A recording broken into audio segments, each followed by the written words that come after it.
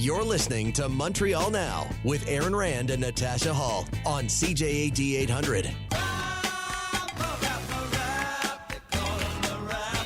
That is James Mennie. So, Jim, I guess we might as well start because I'm guessing this story is sort of getting a little more interesting by the day. And this whole, hey, let's bring the LA Kings to Quebec City for a couple of exhibition games and spend $7 million to do it. So now, what is it? Quebec Solidaire asking the Auditor General to get involved in this?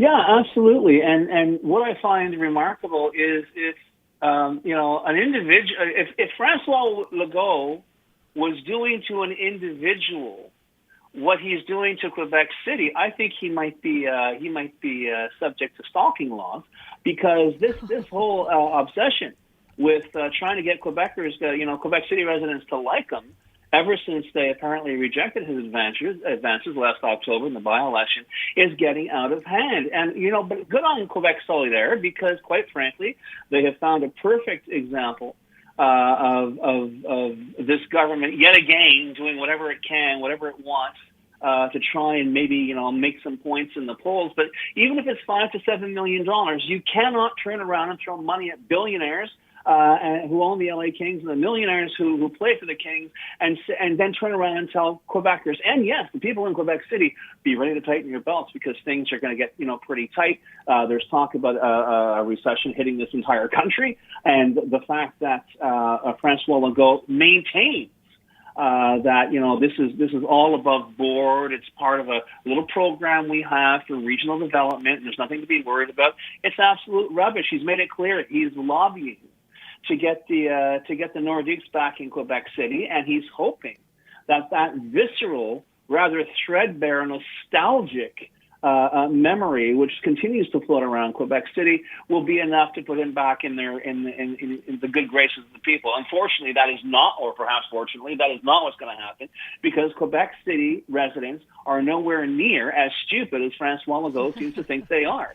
But wait, there's more. Oh. Not only did Francois Legault decide to throw millions at the LA Kings, he's now asked CPDA Infra, that's right, the people who brought you the REM here in Montreal, to look into, you guessed it, creating a third link between Quebec City and Lévis. That's on the cooker as well. He's going full out. He's looking at public transit in Quebec City. You can't get $8 billion for a tramway. That's crazy. But you know what? Here at Caisse, take a look at this whole shebang. I want a public transit for Quebec City, and I want a third link between Quebec City and the other shore.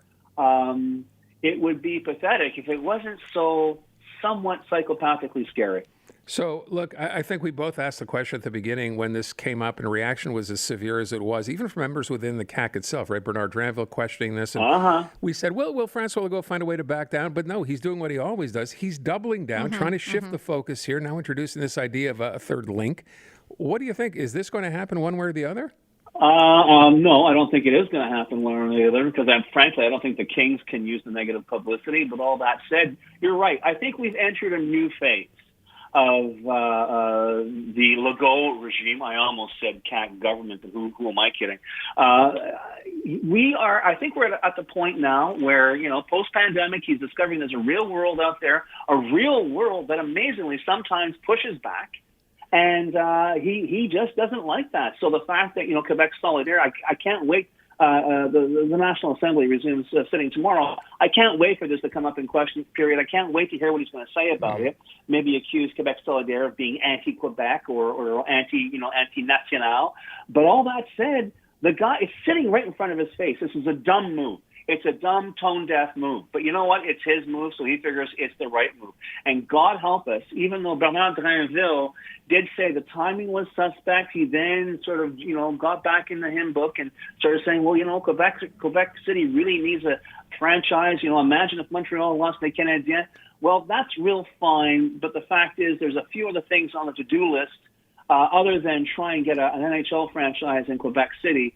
And quite frankly, we haven't heard word one from this government on any of those things.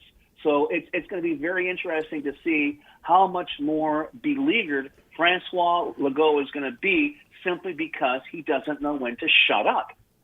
I don't understand that the priorities aren't there. You've got teachers heading out on the picket lines tomorrow. Like, that should be your top priority. Keep the teachers off the picket lines and keep the kids in school. I find it's just a real shame that we're so far away from an election, to be honest. Yeah, well, listen, I'm not like Cher. I mean, I am like Cher. I can't turn back time. But all that said, you're talking about the teachers are the enemy as well. The nurses are the enemy as well. The public sector is the enemy as well. There's a big fight going on right now for the hearts and minds of Quebecers. And it'll be fascinating to see whether François Legault will maintain some kind of restraint, or indeed turn around and go back to saying, hey, you're holding the public hostage. What's going on? As I said before, and I'll say again, I don't think this is going to end well for the unions. I think there will be back-to-work legislation, if only because it seems a lot of Quebecers have figured out the game that this government is playing, which is stalling for time. And indeed, I think today's call for a mediator by the Common Front is just a kind of a show of goodwill to show that they do want to talk, even though this government has been stonewalling the unions since last December on these negotiations. Yeah, I will tell you one thing I thought was fascinating. So, Sonia LaBelle has been very upfront, right, going to TV, trying to make the government's case, which typically doesn't happen as much. But then she said, we've made 4 offers and they've come back with none, to which one of the union spokespersons said, or spokespeople said, go ask the government, the first 3 offers they made were exactly the same. There had been no increase, no nothing. So she's making it seem like, we're offering them more every single time, when in fact that's not the case. That's the part people are not yet getting. But this is the problem with this government. It continues to talk down to everybody, okay? So whether it's the public or whether it's the unions or whether they're giving press conferences saying, as you quite rightly point out, we've given them all these offers. It's the same thing. We keep talking to them. We keep saying the same thing, and we're getting nowhere. And as I say, the real challenge for the Legault government at this point is that they're not dealing with some beleaguered minority that they can push around, either with legislation or with simple stupid comments. They are dealing with close to 600,000 public servants. Mm-hmm. And quite frankly, if history is anything to go by, these public sector unions have long memories. So on top of everything else, François Legault may be getting some short-term gain if he turns around and says, I'm going to be a tough guy and legislate him back to work. But, as you point out, Natasha, the next election is in 2 years' time. A lot of time for that disappointment and resentment to fester and perhaps manifest itself in the next election. Jim, before we get out of here, because this is going to be the question we're going to ask in just a minute or so, I want to get your take. Post-Grey Cup, big win for the Als, but of course, a lot of the talk today has to do with what was said after the game by that one Montreal Alouette player, Marc-Antoine Decaille, who said something about, there was no signage. He was complaining, which would have been fine in and of itself. He seemed rather adamant. He said some things I'm sure he now regrets. And this seems to be taking a bit away from the game. What do you think? Oh, I disagree entirely. I think it's high time that whether it's Mr. Decaille or anybody else outside of Toronto points out to Toronto how completely, when I talk of Toronto, I talk about the greater Toronto area.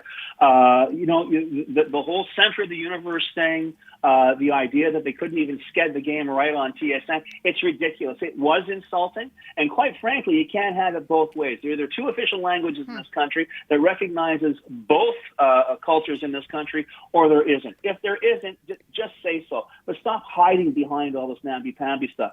And as for his statement, Mr. Decaille's statement, I just want to point out to our listeners as well, I think it may have been touched upon on Andrew's show this morning. Dropping an F-bomb is not the same in Quebecois French as it is in English. It's quite the opposite, in fact. It has almost little, gravitas as a swear word as it does in English. But all that said, I agree with every single word he said. All right. James Mennie at the Montreal Gazette. Thank you, Jim. Now the man.